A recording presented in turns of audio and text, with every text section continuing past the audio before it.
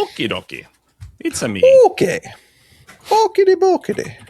Okity bokity. What was that? I think you're the first person to ever say that. Whatever it is.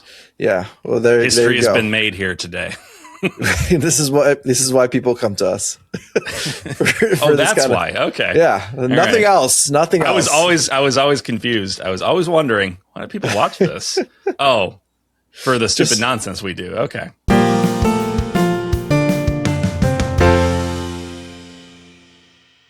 Hey, everybody, welcome to the JRPG Pursuit, your JRPG podcast for all things JRPGs. I'm Brandon. I'm Abdallah. And I'm Emily. And this week, if you're watching this when it comes out, this week, we got the first sneak peek at the new Pokemon. And it's a very outdoorsy feeling sort of theme. We've got wind and we've got waves. And from what I've been able to tell online, I'm not a Pokemon guy. So I'm not here to insert myself into this discourse. But from what I've heard, people are generally a lot more positive about this one than they've been about a lot of the previous things that have happened in Pokemon. Is that your feeling as well? Yeah. I would say it looks visually nicer, doesn't it? I think that's all we kind of were hoping for. That's the biggest thing people have wanted. So I think so. And use some of that money. They're going to do some more things, like maybe go underwater, which looks kind of cool. And because of, winds, maybe they'll have some sky stuff. Mm-hmm. Imagine doing sky battles or underwater battles. I think that could be cool. Yeah, the look of the water too is much better than it has been in like. Have you seen the picture where they compare one to one of what Scarlet and Violet did with the water versus what we saw in that preview? My favorite aspect of this announcement was IGN's post on Twitter where they were just like, was it too much water? Too much water. And it's a reference to, I think it was Omega Ruby. It was Sapphire, where they were like, Alpha too Ruby, much water, 7.8, and then like Pokemon Company like commented under there, or I think I don't remember if they retweeted or commented. Yeah, it was a reply. Where they were just like 7.8 out of 10. Like it was a nice they little remember. Yeah, exactly. That's good. I like, people give a lot of flack to social media people at companies because they treat the individuals as if they're part of this like massive corporation, but they're just people and they're having fun, and that's good. Yeah. Exactly. That got us thinking a little bit about nostalgia in general. Like Pokemon has been around now for 30 years, which for many of us listening, like from our analytics would indicate that that's most of our lives. If you're listening to this show, the majority of our lives, Pokemon has been a thing. Big portion. Yeah. Big and so it's got a lot of people feeling nostalgic. And even though I'm not a particular Pokemon fan, like I'm always nostalgic. I'm pretty much fueled by nostalgia. It happens to, people in their 40s. They, start to think about the bygone days. Even in the 30s. I would say, I guess so. millennials especially. Even I feel like 20s. we just totally got into nostalgia mode, with so many things. Yeah. Yeah. More than any we other were generation. kids right on the cusp before things like went really bad. Like everything was really good when we were kids, and then things kind of fell off a cliff. So we're like, we just feel really good about the good old days. We just want to live back in nostalgia, right? And I feel it's a very millennial. Times. Like it's a very millennial concept. It is. Like very heavy in millennial concept. And we've, the past several episodes, I think we've had some pretty heavy topics, a little bit of a negative trend. So we wanted to like spin it around a little bit and just think about, I don't know, something good, something happy. Have fun with it. So nostalgia, man. So why don't we start with Pokemon? I'll let you guys kind of take it for a bit because, like I said, I played Let's Go Eevee. And it was fine, but it's, I don't have a lot of. You're just a casual observer of the franchise, right? So I'm an outside observer. Yeah. Like there's so much, I think, in our culture embedded, like Pokemon has embedded itself in. Yeah. For the past 30 years. I mean, it's like, it's not the biggest media franchise in the world for nothing. Raking in billions of dollars. So, I mean, bigger than Disney, which is wild to think about. How big Pokemon is, and it's not just the games; it's a whole media empire at this point. So nostalgia kind of has been kind of forced upon us since we were kids from a Pokemon perspective, which is not a bad thing. Brainwashed us. Yeah, we could, basically. It has its grip on us, and I think it's been trickling down to our children and all that for this generation, and it just doesn't want to let go of its foothold. I mean, it's got everything it needs to be, loved by kids. I mean, cute little creatures that you can catch and fight to the death with. And it's had plenty of, there's that. But I feel like there's been so many, a lot of competition in this space because of Pokemon's success, but no one else has been able to capture it quite like Pokemon. Yeah. Despite all that. Like one thing that I noticed again as that outside observer is that, like you suggested, it's more than just the games, right? There's so much merchandise and like TV shows and movies. It's like as a person who loves, the nerdy side of culture, it's what I would have always wanted my favorite property, whatever that would be, to have, right? And unfortunately, most of the things I like end up being niche enough that like they don't get that kind of attention, at least not in the States, in the West. So it's really cool, I imagine, to be a Pokemon fan for that period of time and see all that stuff. I think, because how big it is, there's a sense of like being seen, like even though it has maybe overgrown its expansion, like there's always, this tension. Like we don't want our fandom to get too big because it invites, things that made it so that it wasn't the fandom we initially joined, if you will. But it is cool to have that, like, justification. Like, okay, I'm not that weird. Other people like this too. I'm not that weird. I'm not that weird. Because I feel can't all be weird. Because at a certain point, that just becomes normal. Yeah. I mean, for the fact that so many people buy in and love Pokemon, there's enough weirdos, quote unquote, to justify that it's fine. And Pokemon, I think a lot of people have a lot of fun with it. I have a lot of nostalgia. I think we've talked about it multiple times on the podcast in general, especially Emily and I growing up playing. Yeah, one of our the older first Game Boy JRPGs. games. Yeah, lots of really like. That's the thing about Pokemon. Like I do give it a lot of flack in terms of things that I would like to see them expand on and be better with. But at the end of the day, there is a sense of nostalgia for me that, like, when I think about Pokemon, I'm just like, that's like, those memories are always with us, Exactly. And I think, Pokemon knows that, especially if you look at like their recent presentations and stuff like that.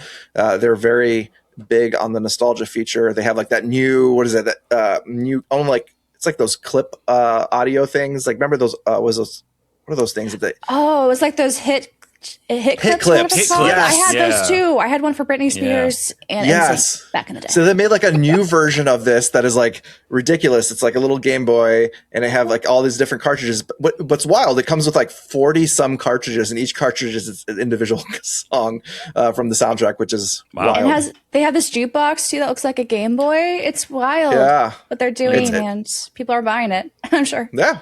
Man. I mean, they know that nostalgia. They know like our generation loves this stuff, and so they're going to cater to that. Yeah, and it makes sense. It's Pokemon's 30th anniversary, and the merch I've seen for the stuff is so cool. Like that fat Pikachu with the pixel form. It's really cute. It is very adorable. Like I'm not that into Pikachu, but I kind of want it. Yeah, it's just like adorably chunky from the old days. Like, he's a little chunky little thing. There's been so many iterations of Pikachu over the years, but I think this is the best one. It's true. He is the cutest of them. I don't know if he's the cutest, but I don't know that chunk. He's chunk. Oh, okay, he's slimmed down over the years. He used to be super chunky. Yeah, it was. Best Pikachu form is chunkiness. That's because he doesn't ride around in Ash's Pokeball. He walks around. All the other Pokemon are just lazy. That's true. That's true. Exercise. That is true. But yeah, I think from from a Pokemon perspective, the new game looks. I love that they've taken a bit more time than their usual development cycle. Because and the people fact that were complaining, online, that like, why isn't it this year? Why is it pushed back to 2027? I want Pokemon now. Like, no, please. It's like, no. folks, you understand this cook. is the reason that you've had problems with the series. Yes, let them cook. Exactly. Let the devs relax and make sure that whatever they're releasing is at the most capable of bug freeness is that they can get with a Pokemon game. Because we've seen it with the last couple of iteration of games, is that the cycle has been like 1 to 2 years, and they're struggling to keep up with it. With the more technology, the more complexity that happens in development as you get into these like newer systems. They need to adapt to that, and it's great to see that they've given them like about 4 years or so or more at this point to get this game out, which I'm hoping will translate to a Pokemon game that everybody will love. Because I didn't see any negativity against it. Like usually, like when a Pokemon game is announced in the last so many Pokemon games, it's always been like the super fans of nostalgia goggles, which is great, and then you have like a lot of critiquing. Jaded fans. Yeah, the jaded fans who are like, oh, it needs to do this better. But like this time around, I feel like it's been collectively positive. I think so. Like, you're always going to have haters for anything, but most part, I didn't see much of that. And I saw so much love for the starters. I think they did a really good job with the starter design. They're adorable. I'm waiting to see how the was it Brout? Oh, the big old eyebrow owl. Grass yeah, Pokemon.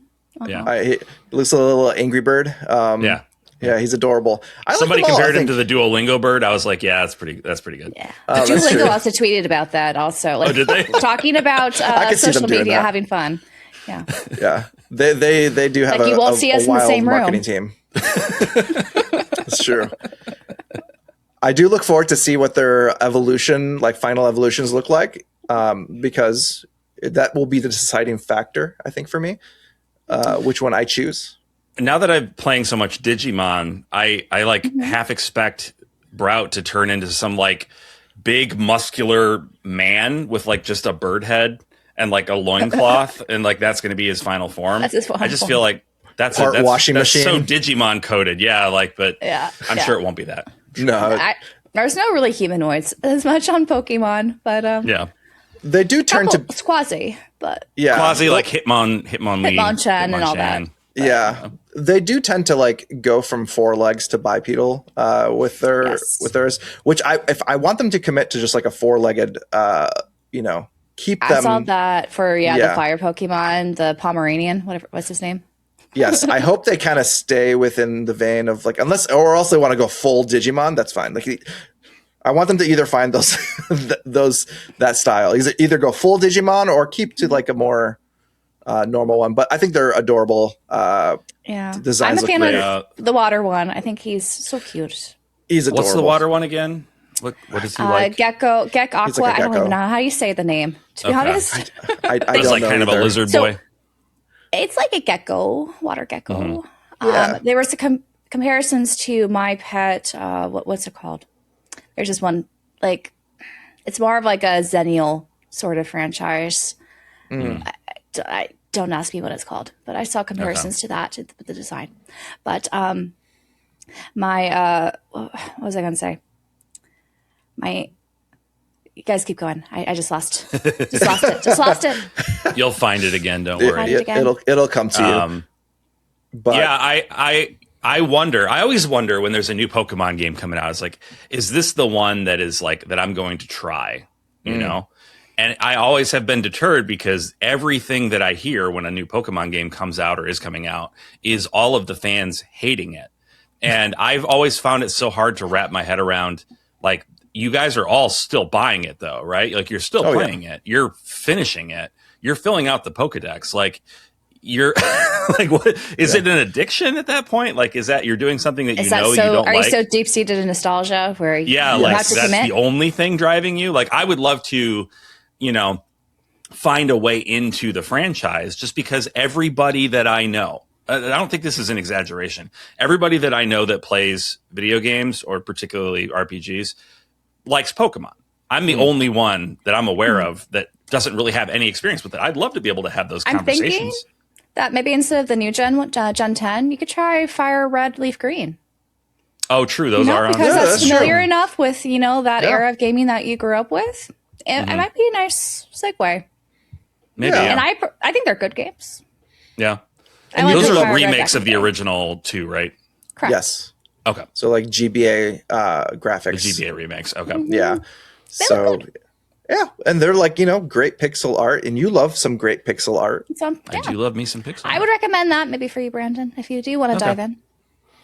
All right. And those are now available on the eShop, which is good. I really would like them to bring Gen 2 back on the Switch, personally. But that's Heart my Gold, deep-seated nostalgia. Silver? Yes. Oh, I have actually never played the Heart original? Gold, Soul Silver. Okay. I would be fine with either, but personally, because I've never played Heart Gold, Soul Silver, I would like those. Yeah. Okay. So I can It would finally be nice play to see them. I wish they would bring out all the Pokemon games, but I feel like they're going to probably do it the same way they're doing Trickle them. the Fire Red, where it's going to be a purchase rather than on anything like that, which is I think is a good I kind thing. of prefer that. Yeah. Like for me, I'd rather own. Oh well, digital. I guess it's digital. I don't but want to like, be tied down to a subscription service. To exactly. Yeah. I think I had Soul Silver for a while. Now we're talking. You found it at a garage sale. I remember this. Found it at a garage sale. Yeah. And I should have just kept it, but I sold it for a lot of money. So they are worth a lot of money. Worth a lot. Yeah, Pokemon games are not cheap. I don't see them going down anytime soon either. No. People keep talking about the retro game bubble. Pokemon is its own thing. It's separate that nostalgia from the rest of the. Despite how many fakes are out there that work perfectly okay. Yeah. There's a deep it's just like a lot of nostalgia. I think that fuels that, which happens a lot in the retro scene, and like you see certain games that follow more of a nostalgic. Exactly. Like those are the games that just don't go up or down. They just kind of stay. They go up. They go up. That's true. I was tracking prices for Soul Silver since I got my 3DS, and I kept climbing. I was like, I should have bought it back then. Yeah. I kept waiting. It's like, okay, surely DS games will go down in price because people, they're tired of DS games. But no, that was not the case. No one's ever tired of Pokemon at this point. So, yeah. And But yeah, good things. Yeah. Hopefully, I think things are looking up ahead. Yeah, it's been a while since I've been very very optimistic about seeing a Pokemon game, and I'm like I'm ready to see more about it. I'm excited for them to keep showing off a bit more about the game, a bit more about the graphics, with how everything looks, the world. I want to see what that all looks like. So exciting. It looks like it's kind of Philippines inspired, which I think is kind of cool and refreshing. Yeah, like a Southeast Asian. Yeah, Southeast Asia. Yeah, it's fun. So I like that. I love that they always choose a different locale for their worlds. So it makes it fun, and it gives everybody a chance to enjoy it, no matter where they live.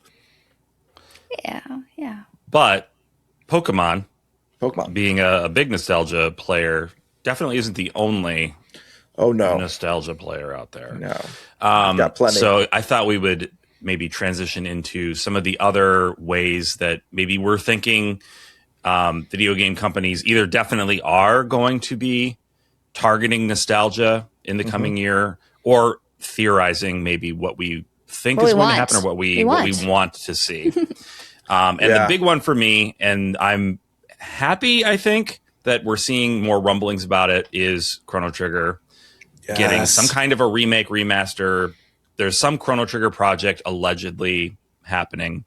Some leaker or leakers who have pretty good track records have confirmed that it's happening. Also, the Yuji Horii, Yuji Horii himself, kind of said it accidentally, and then Square Enix tried to gaslight us about it, and then and then he kind of said it again. So it's like, okay, either he's losing it or it's happening. Yeah. And I mean, he's not a young man, so either way is possible, but I think it's probably happening. Well, if you look at the concert merch, right? They have those full-on 3D figures that they're going to sell soon, and it seems like they're getting ready. I got to get that. That's going to be I'm going to be breaking my Trails only figure rule when the Chrono Trigger stuff comes out. I will be jumping on that. Going to have those. I'm so jealous of that little thing you have, Dala. The little my little, what's it called? Yeah, it's a little like, it's a little diorama of like a little it's like a little statue, but it's a little like scene. The scene from Chrono Trigger. And there are several that they released in Japan, and they're all so expensive. Right? Yeah, my biggest regret is not buying all of them at the time. Yeah, I don't know why. What like they couldn't find them. Me not. I mean, I found a few, but my other big thing is like I gave it one of them as a gift to a friend, and I regret that now. I should have kept it for myself. Yeah. So, but hopefully that friend still has it and cherishes it. Because if they just like dumped it, I don't know. We don't talk anymore, so that makes it even worse. that makes it even worse. I know. So you'll never know. I'll never know. I mean, I'm sure they keep it because they love that stuff. But anyways, I wish I would have kept it. Either way, I know. But yeah, Chrono Trigger is one of those games that I really can't separate my nostalgia from the game. Like, I think that there is a lot of objective good about it. I think because I've played a lot of games. I played a lot of RPGs, particularly from that era. And it, to me, has always felt like head and shoulders above almost every other game from the era that it came out in, and even into the 32-bit and beyond generations, right? It's a game with like immaculate pacing in a world full of RPGs that take 150 hours to finish. Yeah. It knows what it's doing. It tells its story. There's no grinding. I mean, you can grind, but like you don't need to. It just was revolutionary. It's beautiful. The battle system, fights taking place right there on the screen. No random battles. Enemies like every battle is a constructed set piece. There are no random battles. So every battle, the developers had to think, okay, not only what enemies are there going to be, but where are they going to come from? Are they already in the scene when you arrive? Are they doing something? Oftentimes the enemies are just like doing something in the area that you're exploring. So like, and the music. Oh, let's get into the music. Forget about it. Like Yasunori Mitsuda is like, the best. He is the goat. I stalked his studio when I was in Japan.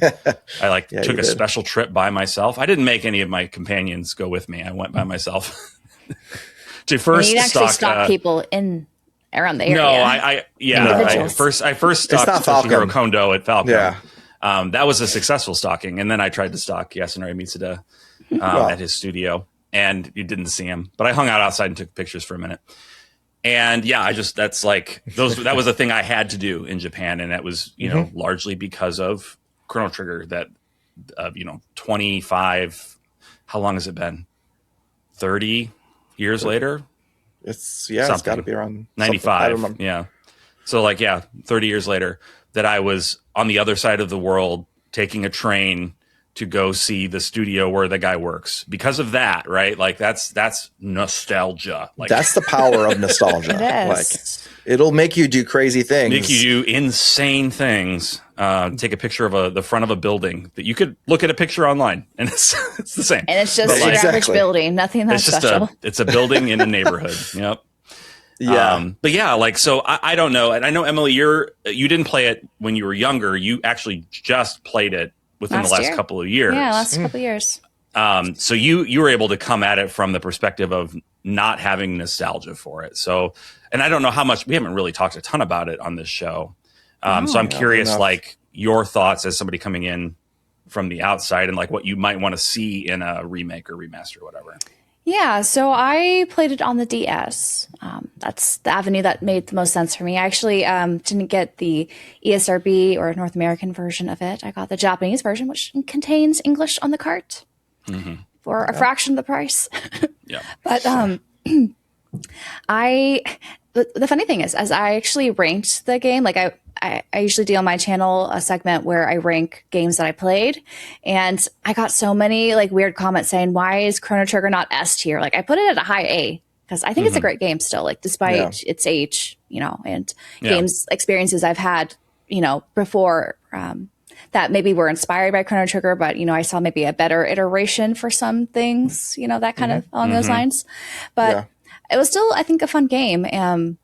And how they handled time travel was unique, especially considered the time and all that. But it wasn't a game I was like eager to play. Like I wasn't like totally sucked in. I was kind of, the outside looking in, kind of almost academically playing it. I don't know. Like there's so many great elements to it, but it was more of like an academic experience where I was kind of just watching like, okay, this is why people like this. I wasn't necessarily connecting to it on an emotional level, but I could still appreciate it's a good game. That's kind of how I felt about it. That has a lot to do, I think, with like you alluded to, game development being a river where it's like we're always moving forward and games are being developed with an entire history behind them, right? Yeah. So when Chrono Trigger came along, there was nothing quite like it. It was like revolutionary in a lot of ways. Since then, a lot of games have taken what Chrono Trigger did, iterated on it from a gameplay storytelling perspective, and have made things that I think objectively, if we can try to be objective, are even better, right? So that's just how that works. And somebody coming into a game, and I think the fact that people like you and other people that I've heard who hadn't played it as a kid but played it more recently still rank it pretty highly, I think is a testament to it is a good, solid game. The nostalgia for me pushes it from an A to an S. And I think probably for a lot of people in my boat, that would be the case. Yeah. But it's a lot. It's a lot like, my wife had never seen Star Wars. She'd never seen a Star Wars movie.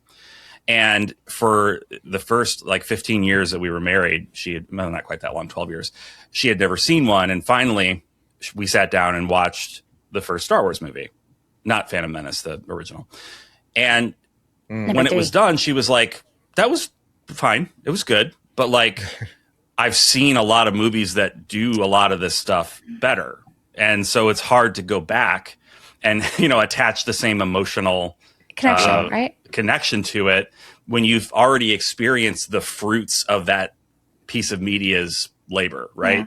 So I think part of it also is, for me, when I get emotionally connected, it's usually the characters or the story that I get wrapped up into it. Like I thought the story was cool in Chrono Trigger, but I didn't feel that emotionally connected to the characters. Maybe because there's a silent pro tag and all that. But what was interesting though was the same year I played Lunar, the first one, for the first time. I felt a lot more emotionally connected to those characters compared to the Chrono Trigger characters. Yeah, so that's legit. I think so. I do feel like sense. That part of the structure of Chrono Trigger might just not be missing some things that I look for, in a JRPG. That's why I didn't totally capture my attention. Yeah, you weren't connected to your DS for 30 straight hours. No, I played that actually very slowly, to be honest. It took me like a month to play that. And it's not a long game. No, it's 25, 30 hours. Yeah. So that's interesting. And I think that a lot of that is the Yuji Horii influence. The parts that I feel the most emotional connection to in Chrono Trigger are honestly the parts that Masato Kato wrote. Like, honestly, I didn't realize there's different ones. Interesting. Yeah, Masato Kato did all the Zeal storylines with Princess Shayla and Janice and that whole the queen getting corrupted by Lavos. That was interesting. Yeah, I like that part too. Yeah, that's all Masato Kato, who then went on to do Xenogears and Chrono Cross and a lot of these other games that have been lauded. That was his major contribution to Chrono Trigger. Yeah. Yuji Horii did a lot of the upfront stuff. Obviously influenced the silent pro tag. So that makes sense to me. From how it was created. Yeah, and pacing, you see so many different, time periods and areas. It's cool. I just didn't feel emotionally connected to those areas. I just felt like I was just kind of visiting and hi, bye kind of thing. Yeah, and that's hi to see you again. That's about it. Right. Yeah, and in my Dragon Quest VII Reimagined review, I'm pretty sure I talked about this. How Dragon Quest VII felt like Yuji Horii, having just finished Chrono Trigger around the time that game would have started development, wanting to be I want to do a time travel story, but I want to do it 100% the way I want to. No Masato Kato influence, no other outside people telling me what to do. And so you can see a lot of the things about Chrono Trigger that I'm maybe not as like jazzed about from a story or character perspective, making their way into Dragon Quest VII as well. Like you have some interesting characters, but they don't get a ton of development, right? They don't spend a lot of time with them just kind of building each other. The spotlight's not necessarily on them, though.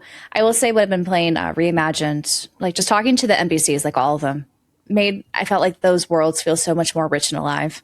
Yeah. Not everyone's going to talk to all of them, though. Right. And more recently, narrate them in weird accents. But. That's true. I think more recently, from a Dragon Quest perspective, you see like them taking a bit more work into character writing and making the world more lived in. But like naturally, like Yuji Horii is not the biggest, like he doesn't love doing a lot of character writing. It's about kind of giving the player more autonomy over just like doing whatever they want to do with the characters, like, you know, just making it up kind of in your head and giving them like a playground to kind of adventure in almost. The way I've always I think the way I view it is like he relied on the player's imagination a lot in the early days because you had to. You know, if you're playing Dragon Quest 1, there's not much story to begin with. There really aren't characters. I mean, kind of, but not really. So you had to use your imagination a ton. And I think that also and I think that also contributed to how I experienced Chrono Trigger. Like I had a rich imagination as a kid, and I would spend a lot of time in my head with these characters, even if I wasn't seeing those things happen on the screen. Right. I agree. Like, there was a rich, like wide open canvas that you could sort of project your imagination onto. And that's kind of Yuji Horii's thing. That's why he has been insisting on silent protags forever. That's why he keeps a lot of that character work more hands off, at least in the earlier games. I think, like you said, Dala, I think he's starting to come around. He's in interviews is saying like, maybe it is weird that the main character doesn't talk. It's like, bro, people figured this out 30 years ago. Some people take a long time. Some people, you know, they're a little harder to get through to, but yeah. And Dragon Quest is another, like, I feel like we should spend another minute or so just talking about Dragon Quest in general, because particularly for Japan, but also for us, I think there's some amount of nostalgia associated with it. It was my first JRPG. Back in the day, you know, it's always going to mean something to me from that perspective. So, Dala, what do you think? No, I think Dragon Quest as a series feels like a very nostalgia heavy series for a lot of people. Cause like the way the discourse around Dragon Quest, I feel like from everybody who enjoys it or even doesn't, always talk about it from the vein of like, you know, if they loved it, they're like, well, I grew up with this. This has like been my staple. Like it really kind of helped me enjoy the sense of adventure as a kid. And those who, you know, don't have a deeper nostalgia for it are people who didn't enjoy that aspect of it. And so like, I think it's a very divisive series from that perspective, is like you love it or you really don't really jive with it as much. But I think like Dragon Quest itself, as being one of the first JRPGs to come out on console JRPGs, to exist, it really is just nostalgia. Like it is what we're talking about in this topic. It is like the most key aspect of the power of nostalgia. And it's a beautiful series, honestly. Like, you know, for those who have, like, you know, played the old games, like I haven't played every Dragon Quest game, but I do enjoy the ones that I do play. And even to as far, you know, as early as like, or as new as Dragon Quest 11, which is beloved at this point, as like one of the best Dragon Quest games of all time. People find just JRPG specific nostalgia in that game. Not even just Dragon Quest. It's just, as if you're a JRPG player, you have that idea of like the mechanics, the ideas, and Yuji Horii being more open with like even the side characters being more character developed at that point, and having interesting characters. There's a lot of aspects to JRPGs that are just nostalgic characteristics that made it so popular at this point, and one of the best JRPGs in recent years, at least to a lot of people. Yeah, I think that nostalgia is tied to like memory in general is tied to senses, right? And from what I have heard, smell is one of the strongest like sense memory connections. Obviously, video games can't smell. You know, we can't get a nostalgia. Physical ones can. The what? The manuals. Physical games can. You know, you open up. The Earthbound scratch and sniff. Sure, the Earthbound scratch and sniff. Well, I don't know. I just meant just have an old thing in your house. Maybe they have like old cigarette smoke or something. You know, some odor. The smell of the old arcades. Yeah. Fair enough. Yeah. But like, they're not programming a smell into the game, right? No. But what Dragon Quest has done very smartly is exactly. God. It's true. There is a huge nostalgia. No, I mean, you're not wrong. It's just I think we're running on parallel paths here. What? They don't, they're not programming a smell into the game, but what they do very smartly and what they have done from the beginning is they've used the sense of hearing very, very well to elicit those nostalgic feelings. They've had the same basic sound effects in every game from the NES to Dragon Quest XI, Dragon Quest VII Reimagined. They're all using that same suite of sound effects. The battle victory, the going into another room or stairs or whatever, you know.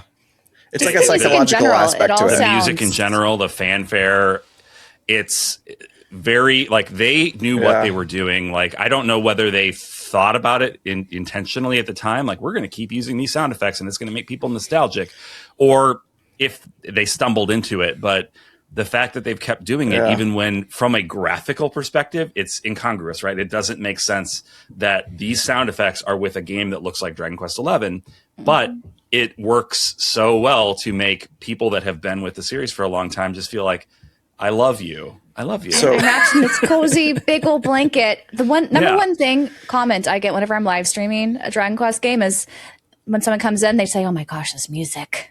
This is so nostalgic fueled." We were trained, most like Pavlov's dog, to get these triggers of feelings when we hear these little chimes, or when you open up a like, it's like playing Zelda. Like, when you open up a treasure box, that it automatically triggers this like euphoria, this feeling of like you're elastic. You're like, this is nice. It's like beautiful feeling. It's like I don't know, like Brandon said, I don't know if this was actively if they intended it. Intended to do this, but it has it's worked in it. It's a bit of a psychological aspect to that, but it's not a bad thing. I mean, we love it and it helps us. It's like a mixture of that, and then it's also timing.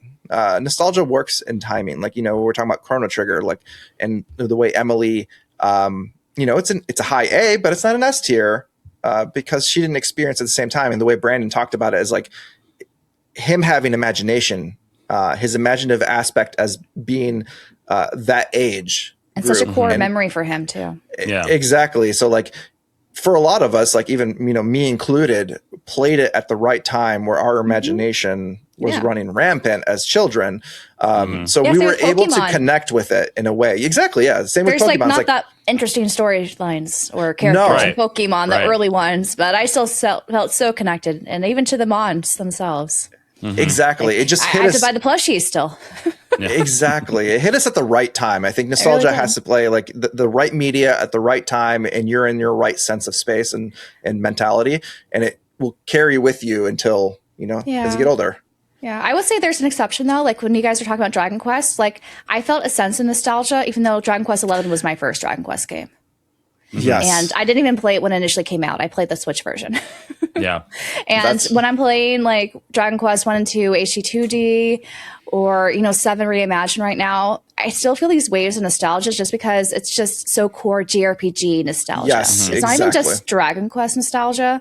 It definitely is. But I just feel so many, things about what I love about JRPGs while playing Dragon Quest. That I think that does kind of transcend in a way.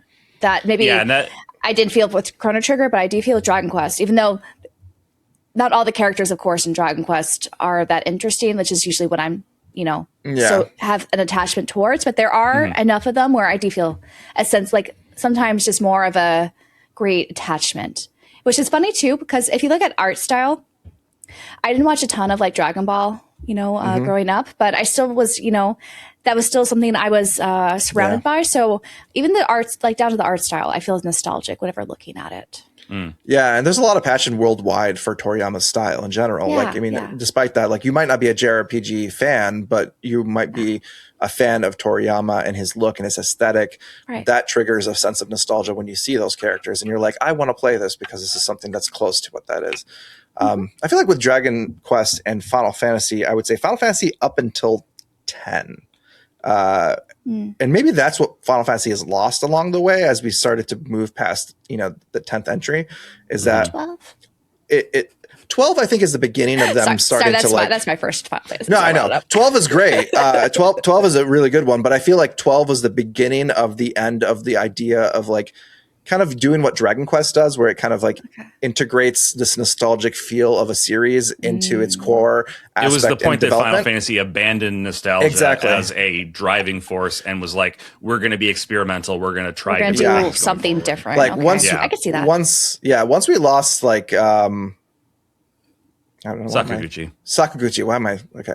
Once we lost Sakaguchi, I think that whole styling of how these games were developed were lost to that, and that's why it was clearly you could tell it was a lot of him that was exactly just like Yuji Horii is a lot of Dragon Quest. And I do want to talk about Final Fantasy. Before we do move on to that, though, I want to say that the fact that Emily, you're saying you're playing Dragon Quest 11 and you've never played any other ones, but you're still feeling nostalgic. I think that indicates that it's not a fluke. When they're developing Dragon Quest games, I think so. They do know. I mean, maybe it didn't start out that way, but they do know now how to do it, and they are really good at doing it. And I don't think that's bad. Some people talk about like nostalgia bait as though it's like some negative thing. I guess it can be, but I don't think it is in the case of Dragon Quest. I think nostalgia bait, like for it being a negative, usually that means it's exploitive, right? Sure. You want to buy some like $5,000 statue or something because it's nostalgic. Like they put those type of things out there. We'll get into that. Sure. But that doesn't really feel like what Dragon Quest is doing. It's not what Dragon Quest 11 or anything like that's doing. No. Like you're presenting a great experience, and there's nothing wrong with nostalgia, as a nostalgia fueled experience. That's a cool thing, like, because you played 11, and I feel like with how Dragon Quest is developed and made is that as long as you've played one Dragon Quest, if you play any other one, it automatically start hitting your nostalgia, like and you know what to do, like feelings for it. Like it's just like something about like playing one. It's like almost an addiction. It's like an addiction almost. You're like I love this. I love the sound. I love this. Like that sounds right. Yeah, I want to play more of them. Like I want 4 through 6 to be remade. I want to play 8. Exactly. There's so many of these I want to play. Yeah. Something about Dragon Quest that just does that. I think. It's interesting. Maybe not back to back to back, but I do want to continue playing them. It's hard to play anything back to back to back, and even Trails. Even Trails, like you need a break. I can attest. You need a break. Burnout happens. You don't want to anything. Too much of any good thing can also be bad. So if Final Fantasy VII Rebirth hadn't come out when I was in the middle of my Trails playthrough, I think I would have lost my mind. I had to stop and play that. Yeah, that's true. It does. It did help break it up. Speaking of Final Fantasy, I think, the Final Fantasy VII Remake trilogy is the most obvious way that, like Square Enix is using nostalgia in that series to, bring people maybe back to Final Fantasy that had left during the PlayStation or PS2 era. Well, it makes sense for them to do this, but yes, I agree. Yeah. And then also just, the way there's always cycles of nostalgia, right? I feel like 7 is that like Final Fantasy 7 came out at a time where it's a perfect to bring it back again, just to hit that nostalgia wave of the our peak generation. moment for nostalgia for that particular game. And, it was always their most popular game anyway, right? Yeah. So, I mean, if you're not counting 14 or whatever, but it's been in the cultural zeitgeist for so long. And to bring the game back.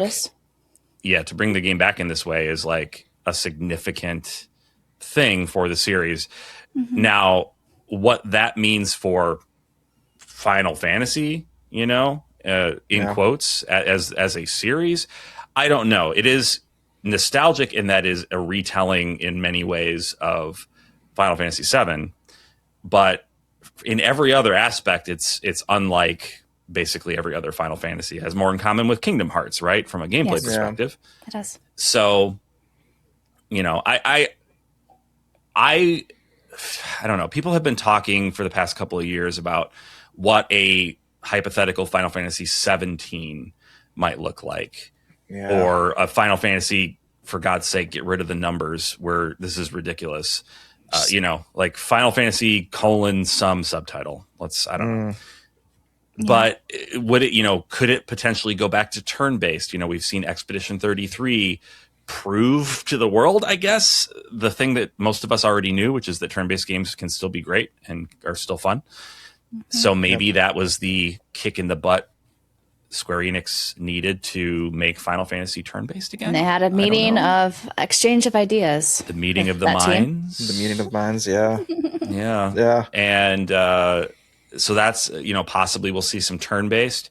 You know, I've heard people float the idea that maybe they'll reset the graphical production to, let's go more nostalgic there too. Let's make things more pixel graphics and, you know, like HD 2D, but maybe its own unique spin on that, not the Octopath spin or the Star Ocean spin or whatever. Do their own. Yeah, it's an identity, so they don't all look samey. My worry in terms of like specifically Final Fantasy 17 is that has been in development probably since like 16 ended, or because it's probably a separate team. Overlap, like there's been, and so like it depends, like, you know, their realization, you know, as we see the timeline of when they're like, you know, Expedition 33 coming out was like you know, a few years later or a couple of years later. I don't remember exactly the timeline, but at least they didn't just start developing it last year when Expedition 33 came out. Exactly. And so like I don't know if maybe they'll shift or they'll do something different, or maybe they'll, you know, I don't know what 17 might have already been proposed as. To hazard a guess, because before Expedition 33, you know, the Souls genre was dominating. Oh, man. So I could see more Souls personally being a heavy influence. And because there's a Souls almost influence in Expedition 33, they're like, yes, we feel this is the right path. I wonder though, like Stranger of Paradise, Final Fantasy Origin was the Final Fantasy, the Dark Souls coded Final Fantasy. Yeah. I don't think that really did well for them. It wasn't a good Souls rep though, right? Yeah, it wasn't. It didn't. I don't think it did it great. I only played the demo, so I can't really say from the perspective. I beat it, and it was fine. It was fine. Yeah. Yeah. It was which is like good. You know, sort of a damning with faint praise, right? Like it's Final Fantasy, you want it to be great, and to call it fine is like, it's not. It's not quite at the level you would expect like Final Fantasy. Like a 6.5 out of 10 kind of game. Yeah. And Square Enix is pushing for the 9s and 9.5s out of 10 when it comes to Final Fantasy. That's what they're looking for. So if a game is not hitting that, then I think they're reevaluating. True. But I don't think I would have a problem necessarily with a Souls-like Final Fantasy. It's the concept doesn't turn me off. No. But it also doesn't hit me in a nostalgia. And it's definitely not nostalgia. Yeah. Yeah. I you know, if they want to reclaim that nostalgic audience, if they want to do what Dragon Quest has successfully done for 40 years. 7 Remake has been, you know, paving the way towards. They need to start intentionally thinking about how to not weaponize nostalgia, but utilize it to bring people in and get people to give their new thing a try. Yeah. Yeah, I feel like if they were to go down the path of Souls-like, it would be. I mean, there is a little bit of an overlap between JRPG lovers and Souls-like lovers, but it's not as big of an overlap. It's very small. Like I would imagine, very small. So like they would.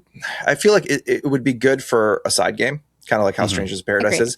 But I don't think it should be committed because it's a very, very drastic change and a very like it's a hard line. It's going to turn off players who like turn-based even more because I feel like a lot of people who play turn-based games are not that into Souls-like experiences. Yeah, like you're going to turn off a lot of people. So I don't see them doing that. I don't know if they're going to go away from action combat though.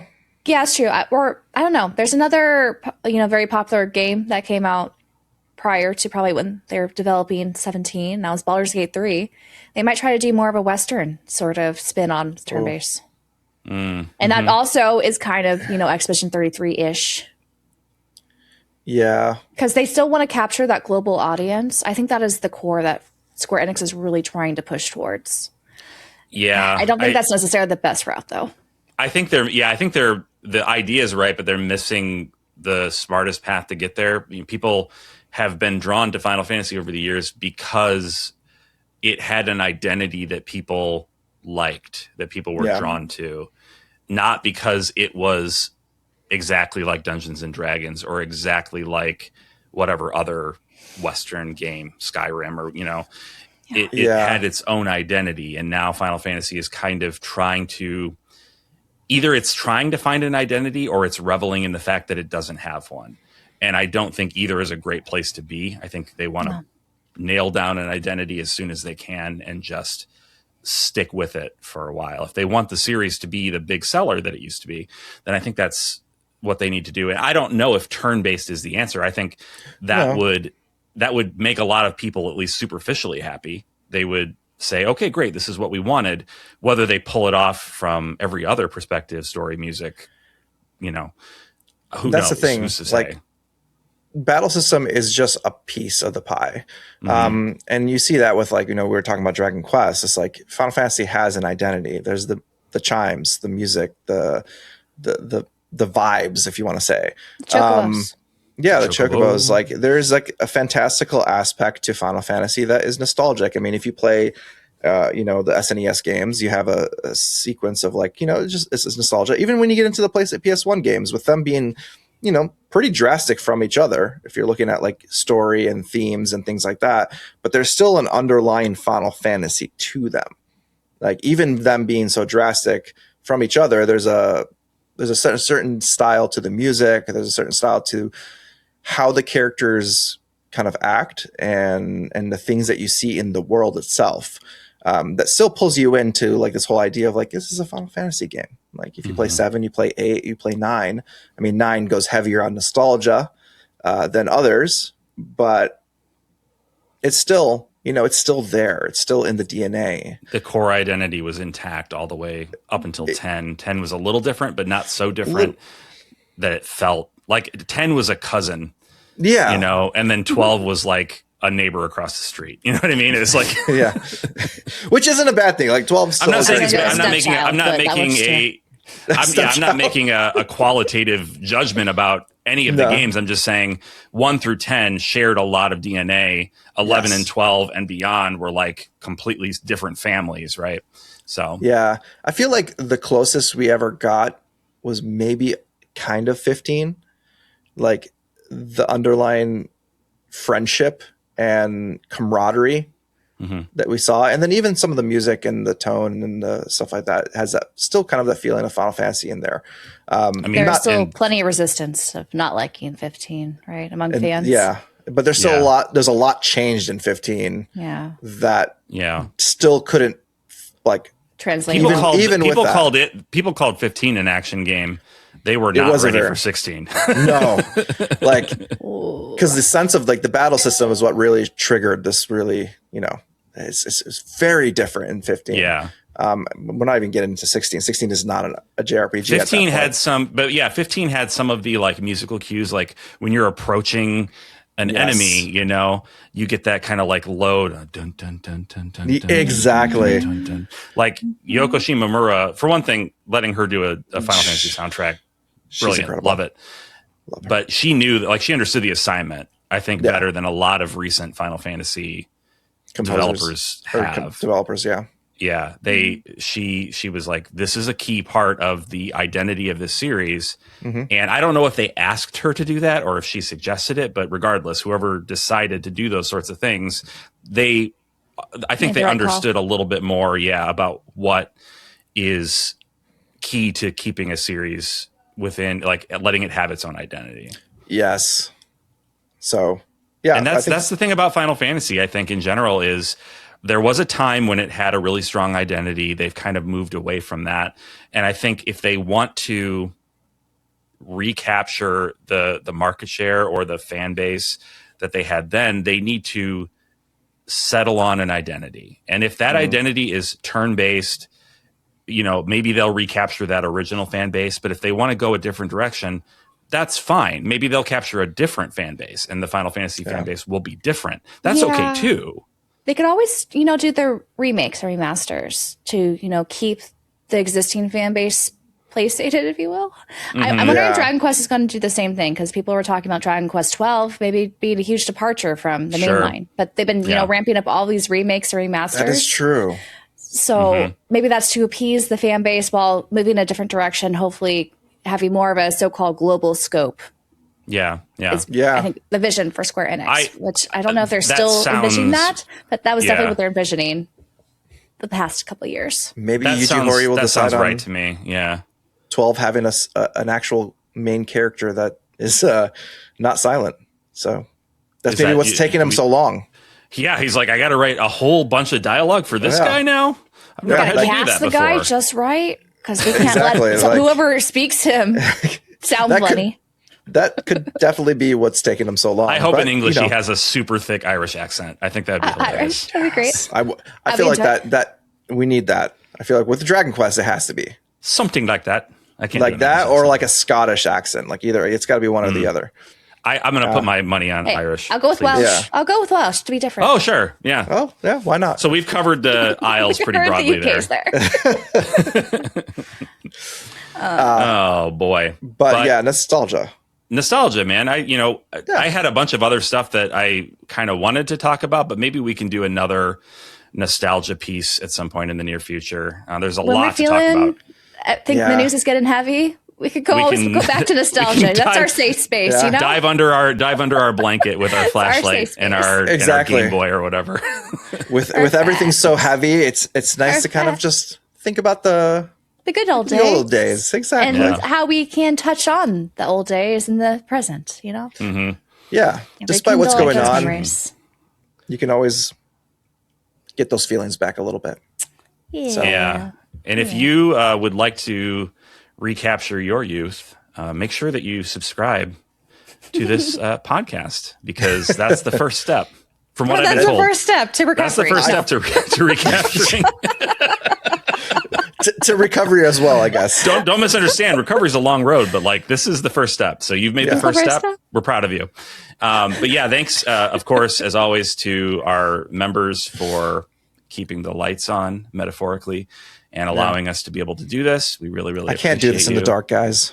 No, we need electricity for all of the things. So thank you. For our computer and our webcams to work. Yeah, exactly. Work otherwise. I've tried. It'd be very awkward. So yeah, we really appreciate you all. Anybody who is a Pursuer level member or higher, stick around for the after show. I think we're going to be talking a little bit about our 100th episode, which is coming up in just a few months. Yeah, based on our release schedule. Yeah, doing some planning. It's crazy. That's you gotta think of something bonkers. Fun. So, yeah. Anyway, so, stick around for that. Yeah, and thanks for watching, for listening, and we'll see you next time. Take care, everybody. Bye. Bye. Bye now.